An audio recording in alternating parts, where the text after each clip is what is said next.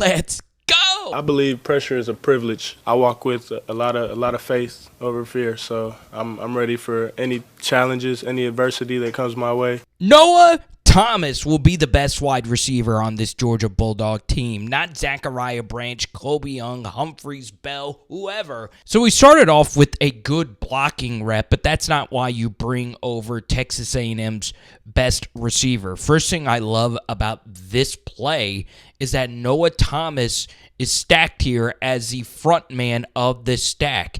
It's very hard to sort out man coverage in this situation, and as you can see, Auburn is crowding the line of scrimmage. Just by the alignment of these DBs, you could tell more than likely this is going to be man, and we get Thomas on a semi-decent safety. This Auburn secondary last year was good. Now, this is what is really interesting about this play, is that you could see Thomas, if you were to just look at this play on this screenshot right here, you would think that Thomas is running a deep over. He does a really good job of selling his routes. So then, while he was looking to run that deep over, he has this safety flat-footed and has him square, and watch this. Boom! All right? He is reaching and actually running a deeper out. And look at that separation. It gets kind of cut off right there. And because he generates so much separation and gets so open, Marcel is able to throw this a little bit later because Thomas does generate all that separation. And look at where he is in comparison to where Thomas is, and he picks up a difficult first down. One thing I do like about him, in particular in this game, as is the case with every wide receiver, blocking can get very weird. All right, here he is versus one of Auburn's better corners. Obviously, he's not giving us his best effort to go make this tackle. That's honestly pretty freaking good, if you ask me. And obviously, Kirby Smart is going to freaking love to see that. So one thing about Thomas's game is he's not really spectacular at any one thing outside of one thing we will get to in just a moment.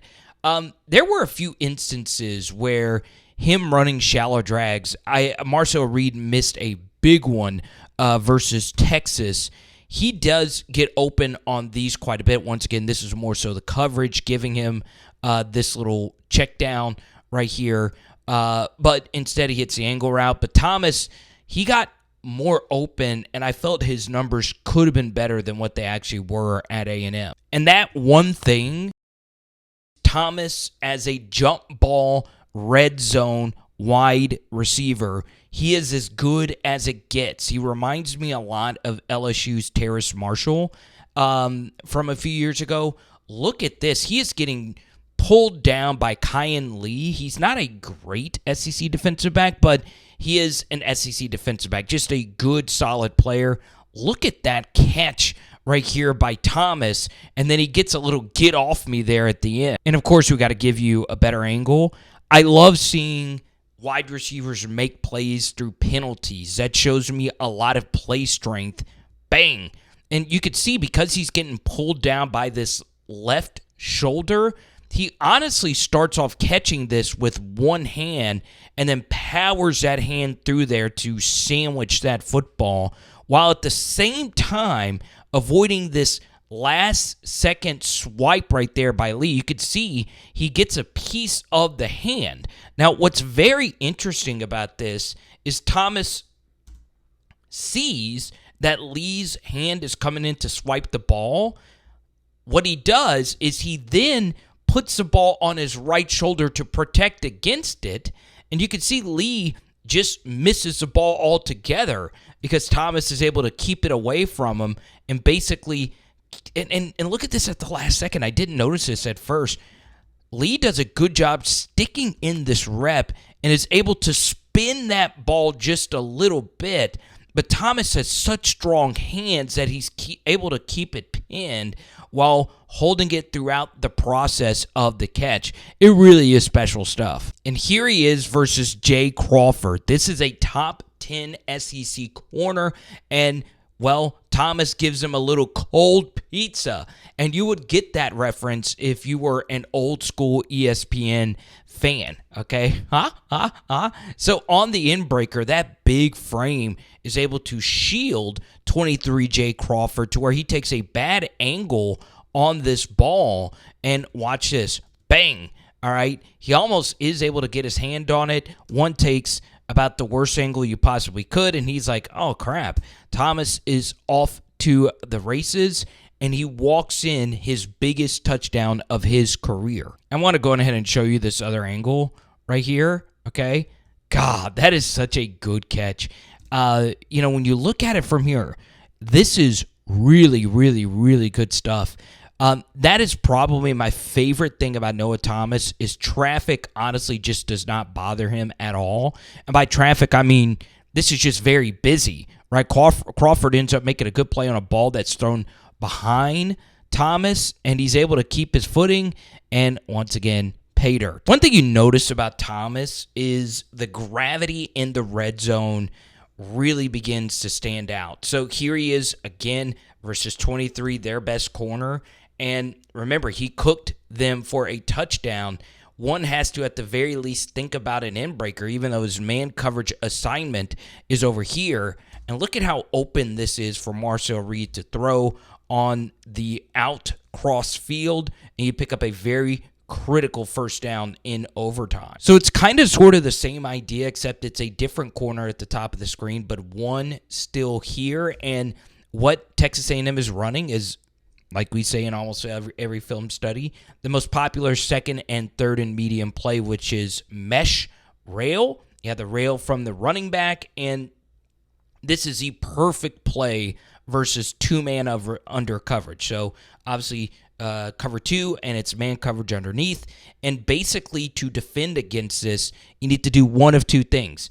You need to do the very difficult thing, which is this corner pick up this receiver, and this corner pick up this receiver. That's very tough to do in man. The second thing is you need a safety that can drive down on this shallow drag.